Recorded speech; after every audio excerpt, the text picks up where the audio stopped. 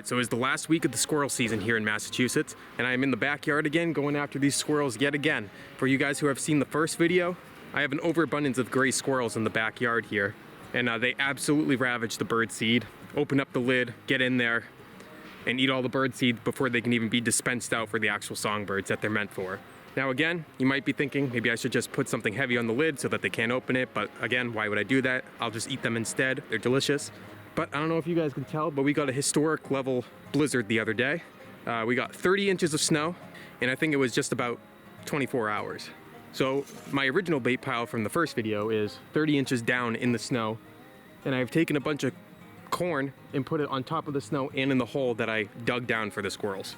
I figured that I had gotten a good number of them and that I wouldn't be making another video like this, and I would just pick off a couple more before the season's end up by the actual bird feeder, which I have now refilled. But this morning I took a gander out here and there were 7 squirrels between the main bird feeder up here and the bait pile down here. And with the daily limit here being 5, seems like we're most likely going to get a second limit tomorrow, which is when I'm planning on hunting. But as you can also see, I took down my ground blind and everything because of the incoming snow, and I didn't expect to actually be sitting in it again. So I'm gonna be resetting that up now. And I'm gonna be doing the same thing that I did last time. I'm gonna be using my 22 air rifle. And I'm gonna be getting down here probably 15 minutes before legal shooting light, before all the squirrels wake up, so that they don't see me go into the ground blind and refuse to come to the bait pile. So let me quickly get the blind set up again, and I'm gonna have to shovel some of this snow out. Good thing it's not too heavy.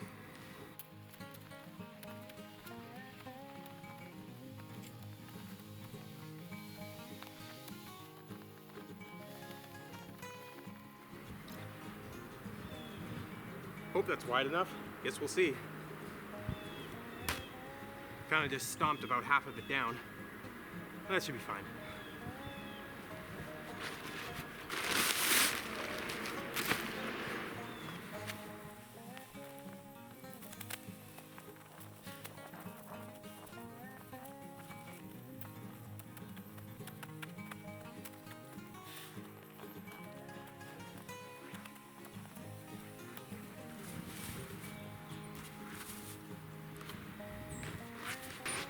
All right, the blind's reset.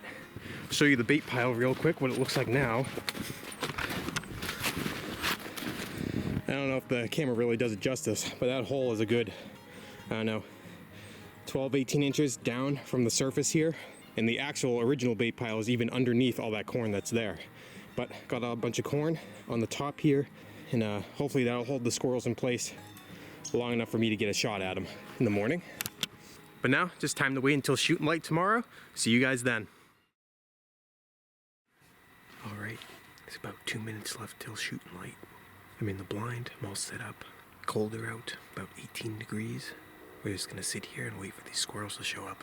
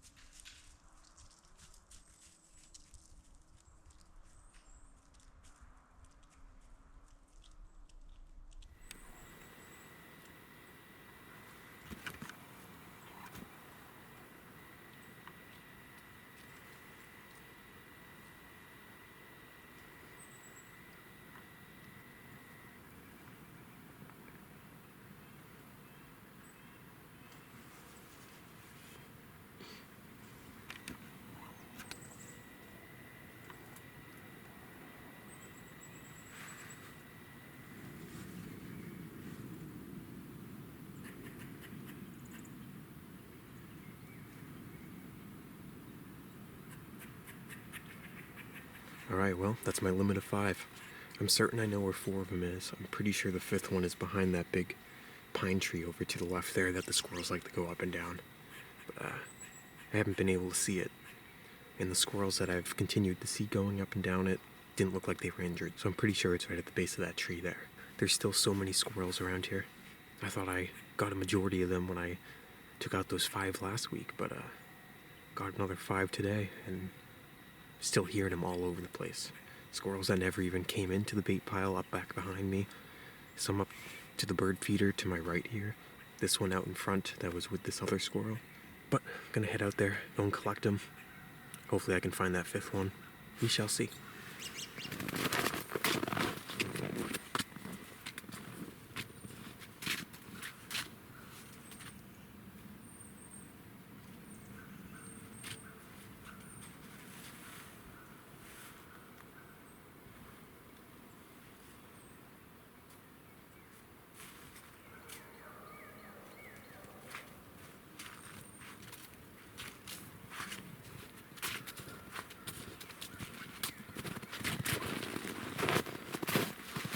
Alright, well, here all 5 of them are. They were exactly where I thought they were going to be. And unfortunately for you guys, I don't know if you could actually see what was going on some of those times. It'd be pretty funny to watch. I'd shoot a squirrel, they'd run up the tree as fast as they could, and then they'd like launch themselves off and like dive bomb into the snow. That's what the first one did. It ended up landing probably 10 feet from the tree that he climbed up. And he was just curled into a little ball in the hole there. And one of the other ones did the exact same thing. I think it was the 2nd or the 3rd, I'm pretty sure.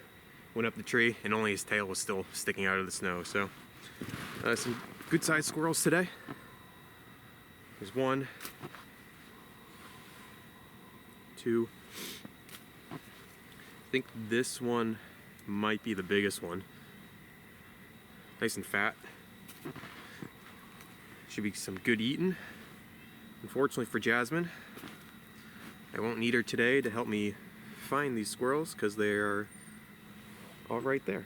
But yeah, I'll get them all lined up and show you guys all of them in a line. Alright, so here's the 5 of them all lined up. The one on the end there is definitely the biggest one. This one is a close second. And we have some medium-sized ones here in the middle. I've noticed that their tails don't seem to be as fluffy this year as in years past. That one seems to be the only one that has a really big fluffy tail on them. I don't know if it's because they're younger squirrels or what. I mean, otherwise they look nice and healthy. This one seems to have a little bit more brown and blonde in it, which is pretty cool. But unfortunately, this is the 2nd to last day of the squirrel season here, and I will not be able to hunt tomorrow because I'll be working. So any squirrels that are still alive get to live to see next year. Hopefully there's not too many of them, that they're not gonna continue ravaging the bird feeder. I mean, I've taken out 12 or 13 this year. 6 from the last video, 5 here, and then another random one the other day. And I think I got another one early in the season, but I can't really remember. But either way, time for me to get these guys processed up, and I'll see you guys all in the kitchen. Alright, so with some of these squirrels, I'm going to be making a squirrel gumbo. Made with multiple different kinds of meat. So first step is going to be getting all the vegetables and herbs out. As you can see, there's a lot here. Some rotel tomatoes. A small ham, some hot sausage links, and the squirrels. I'm going to be using 3 of them for this recipe. I'm going to dice everything up, everything except for the sausages. I'm going to fry those quickly, just to brown them on every side so I can slice them thin easier. So I'm going to get out my pan, stovetop on medium high, grease the pan with raccoon grease. Once the oil's all heated up, add the sausages in, brown them on every side. Once that's done, gonna add in the squirrel, along with the diced up sausage. I'm just gonna continue stirring it until it's all browned, but not necessarily cooked all the way through. While I'm doing that, I'm gonna get out my big cooking pot. Gonna make the roux, so I'm gonna get more oil. Heat that up in the pan. Add 2 cups of flour.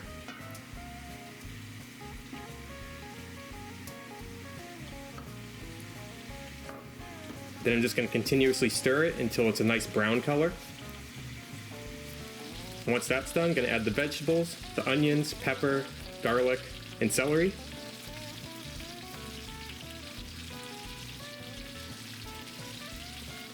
Along with Cajun seasoning. You can add as much as you like. I definitely should have added more in this case, but probably a couple tablespoons here. Then I'm just going to continuously stir that for about 5 minutes. 5 minutes has passed. It's time to add the rest of the ingredients.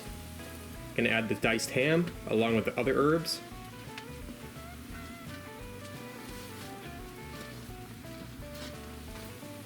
Along with the Rotel tomatoes. The other meat that should be browned by this point.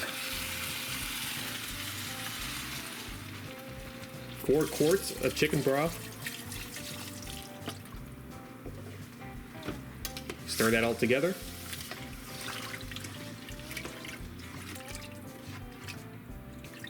Once it's all stirred together, I'm just going to cover it and leave it simmering on the stovetop for about 2 hours. And after 2 hours has passed, it's time to add the rice. A couple cups of rice. Mix it all together. Leave it simmering on the stove for another 10 minutes or so. After those 10 minutes, time to add the green onions and the parsley. Mix it all in, cook it for another 5 minutes. Now it's all done, just gonna let it cool off, and it's time for the taste test.